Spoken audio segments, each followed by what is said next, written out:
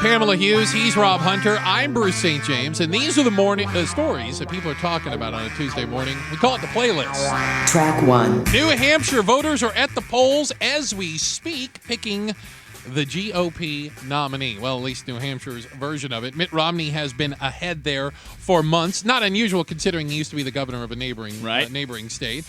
He's expected to win rather easily. So the real race in New Hampshire has been who will finish second? Will Ron Paul hang on? Will John Huntsman or Rick Santorum surge to the end? And then we'll just start it all over again in South Carolina next week. Okay, so he took Iowa. Looks like he's going to take New Hampshire. Yeah. This is his nomination to fumble away, and I just don't think he's going to do it. But the interesting thing, the media is trying to make this an interesting story by saying Romney needs to win by X amount of points. Of course. A win's a win. If he wins by 8 votes again, he still wins, and there's nothing you can do to stop it. Right. So let's stop making up stories and overanalyzing the race. You go. Let's just get it over with, and let's say, Romney, Obama, who you picking, right? Tell him, Rob. Track 2.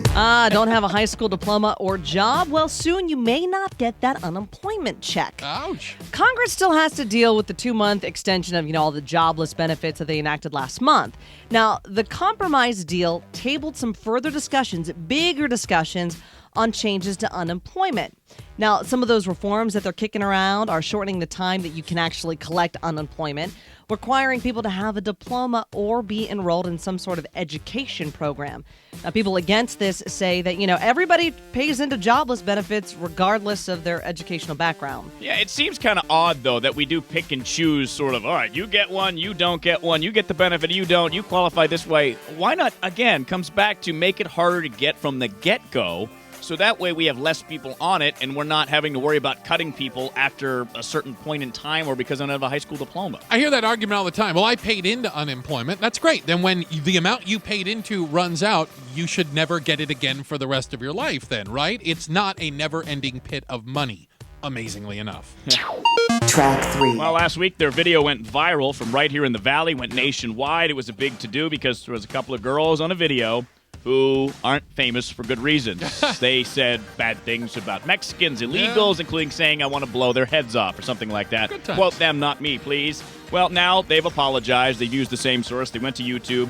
The girls say in unison in the video, which you can see on KTAR.com, this was the biggest mistake of our lives. No argument there. Don't worry, girls. You've got a whole lifetime to make bigger mistakes in front of you. I think it really goes to show, though, that there is a generation of people who I really think attention for the sake of attention is the end, and they have no concept of how this will affect them later in life. Oh, but these girls are learning that concept Aren't and they, learning though? it quickly right now because there was such a huge backlash from this, and rightfully so, that they learned that their actions have consequences. And while this is a very bad video that went viral and painted them in a horrible light, well, they painted themselves in a horrible light, I think that the positive, the silver lining of all of this is they've learned their actions have consequences. Track 4. So cash is king. You've heard that before, and especially in real estate. Now, check this out. In 2011, there were 101,000 sales in the city of Phoenix. 47% of them, cash buyers. Wow. Is that good news, or is that bad news? Now, foreclosures were down, but short sales were up a lot. It seems like it's a lot of investors. Those are the people walking in with cash on the barrelhead. Right, but I mean, if it's in your neighborhood and that house has been sitting vacant for months on end or maybe even years, now has somebody living in it because an investor came out and bought it for cash, I'm going to be happy. That's a good thing. But the bad thing to me is this is going to kind of push out some first-time home buyers that might be trying to get into the market. And those first-time home buyers, Pamela, are the key to an economic housing recovery. Agreed. Always has been throughout history. So that's going to be the challenge. And investors getting involved in the properties drove up the values to begin with here. So will the same thing happen now or not? Who knows? This is a tricky one to figure out. But we just all want to know, when's this housing market going to fix itself? Come on. Track 5. Well, apparently, guys, we're getting even too fat for science. Oh, God. Yeah, well, you've heard of people donating their body to science for research and so on and so forth. Well, people who work in those programs, they take the bodies, they're turning away corpses too fat for scientific study. Too fat. Well, unbeknownst to me, there are actually restrictions when it comes to dead bodies pertaining to height and weight.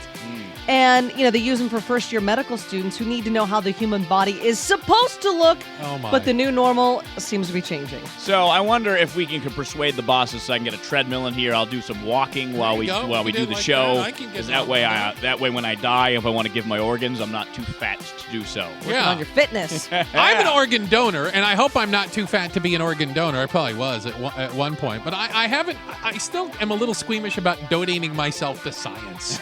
I'm fine with my organs going on and helping other people after my passing, but I don't want to be some first-year med student screw up. I know.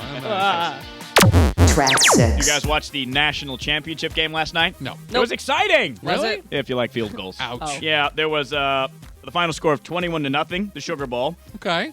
The only touchdown came with 5 minutes and 40 seconds to go in the entire game, fourth wow. quarter. Really? LSU didn't cross the 50-yard line until the fourth quarter themselves. Meanwhile, the BCS is going to meet today to look at and see if it's time to make some changes in the BCS bowl system. Well, again, I'll give you credit. I still don't watch it because I'm boycotting the BCS in general, but at least this was a game that counted for something. The only bowl game that counted for something. All the rest of them were glorified scrimmages.